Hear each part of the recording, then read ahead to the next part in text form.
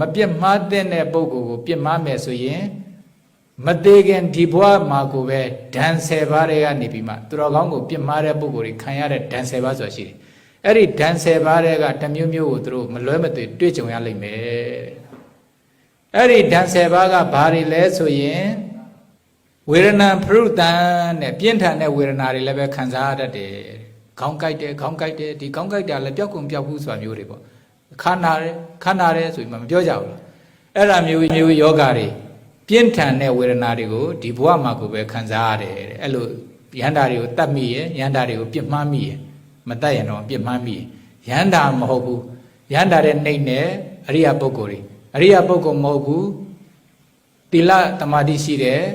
ပုထုဇဉ်ပုဂ္ဂိုလ်ဒီလိုပုဂ္ဂိုလ်တွေကိုပြစ်မှားမယ်ဆိုရင်သူ့ရဲ့ level အားလျော်ဆိုတာပေါ့နော် level အားလျော်ဆိုတာဘာဖြစ်မလဲအဲ့လိုပြင်းထန်တဲ့ဝေဒနာတွေကိုခံစားရတတ်တယ်ဇာနေမျိုးယောဂတွေပြင်းထန်တဲ့ဝေဒနာတွေကိုဒီဘဝမှာကိုပဲခံစားရတယ်တဲ့အဲ့လိုယန္တာတွေကိုတတ်မိရဲ့ယန္တာတွေကိုပြစ်မှားမိရဲ့မတတ်ရင်တော့ပြစ်မှားမိရဲ့ယန္တာမဟုတ်ဘူးယန္တာတဲ့နှိမ့်နဲ့အရိယပုဂ္ဂိုလ်တွေအရိယပုဂ္ဂိုလ်မဟုတ်ဘူးတိလသမာဓိရှိတဲ့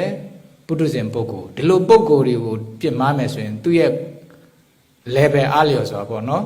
level အားလျော်ဆိုတာဘာဖြစ်မလဲအဲ့လိုပြင်းထန်တဲ့ဝေဒနာတွေကိုခံစားရတတ်တယ်ဇာနေနဲ့သူတို့စုဆောင်းထားတဲ့ပစ္စည်းဥစ္စာတွေလည်းပဲအလိုလိုနည်းနဲ့ဘလို့ပျောက်လို့ပျောက်မှမသိအကုန်လုံးဆုံးရှုံးရတတ်တယ်နံပါတ်1ကနံပါတ်3တရိရတ္တဇဗေရဏံတဲ့မျက်စိကန်းတာတို့ခြေတောက်ပြတ်တာတို့လက်ပြတ်တာတို့ဒီလိုခန္ဓာကိုယ်မှာ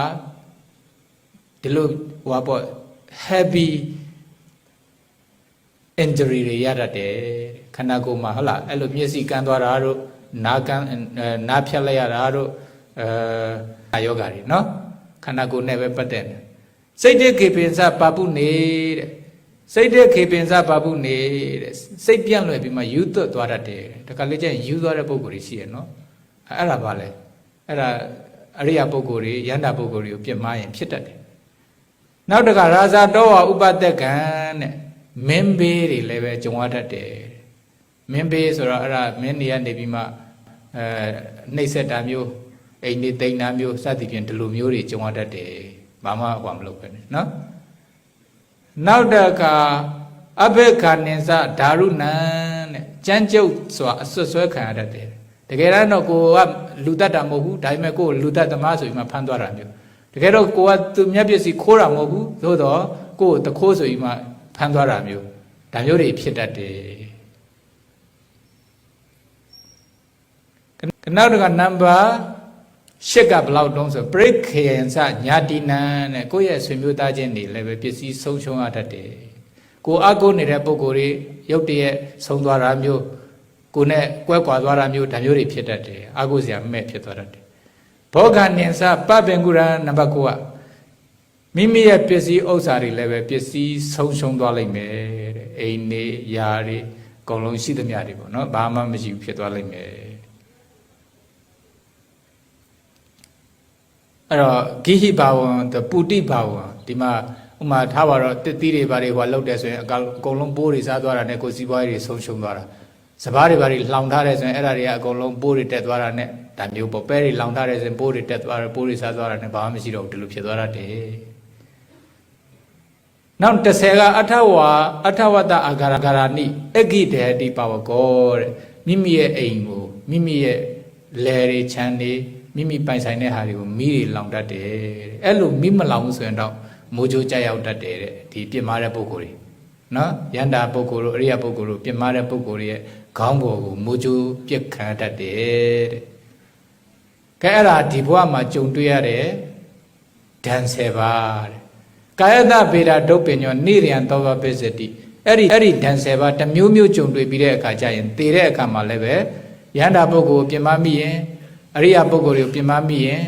တောင်းလဲမတောင်းပါဘူးကုလည်းမကုစားဘူးဆိုရင်ဒီပုဂ္ဂိုလ်သိကြပါဦးအပင်ငယ်ကိုကြားရောက်ရမယ်တဲ့ကဲ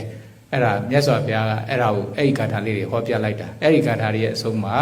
သောတာပန်စတဲ့ပုဂ္ဂိုလ်တွေအများကြီးပေါ်ထွက်လာပါတယ်ဒါကြောင့်မို့ယောဂီပုဂ္ဂိုလ်တို့ဒီလည်းပဲရှင်မမောက္ကလံရဲ့ဟောပေါ့ရှင်မမောက္ကလံရဲ့ဝတ္ထုကိုနမူနာယူပြီးမှဟုတ်လား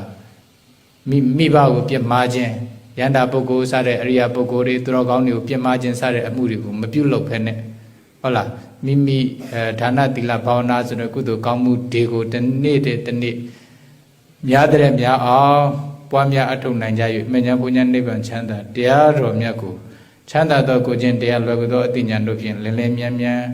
ရကြရရောက်ကြပါစေကုန်သောရေလို့ဆုတောင်းပတ္တနာပြုလိုက်ကြကုန်ရတည်း